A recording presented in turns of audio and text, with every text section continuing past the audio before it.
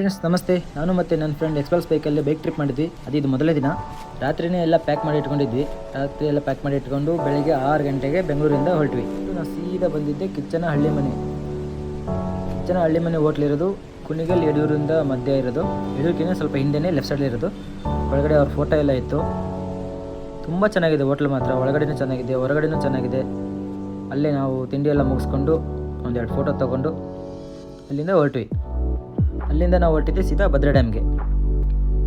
Bhadra dam ತುಂಬ ಚೆನ್ನಾಗಿದೆ ನೋಡೋಕ್ಕೆ. ಅಲ್ಲೇ ನಿಂತು ಎಲ್ಲ ಸುತ್ತಮುತ್ತ ಎಲ್ಲ ನೋಡಿಕೊಂಡು ಅಲ್ಲೇ ಬ್ರಿಡ್ಜ್ ಮೇಲೆ ಒಂದೆರಡು ಫೋಟೋ ತೊಗೊಂಡು ನಾವು ಅಲ್ಲಿಂದ ಹೊರಟ್ವಿ ಸೀದಾ ಕವಿ ಮನೆಗೆ. ಕವಿ ಮನೆ ಅಂತೂ ತುಂಬ ಸುಂದರವಾಗಿದೆ. ಎಷ್ಟು ತುಂಬ ಸುಂದರವಾಗಿದೆ ಅಂದರೆ ಅಲ್ಲಿಂದ ಬರೋಕ್ಕೆ ಮನಸ್ಸಿದ್ದಿಲ್ಲ. ಒಳಗಡೆ ಮೊಬೈಲ್ ಎಲ್ಲ ಒಳಗಡೆ ಅಲೋ ಮಾಡಿಲ್ಲ, ಅದಕ್ಕೋಸ್ಕರ ಒಳಗಡೆ ಫೋಟೋಸ್ ಇಲ್ಲ.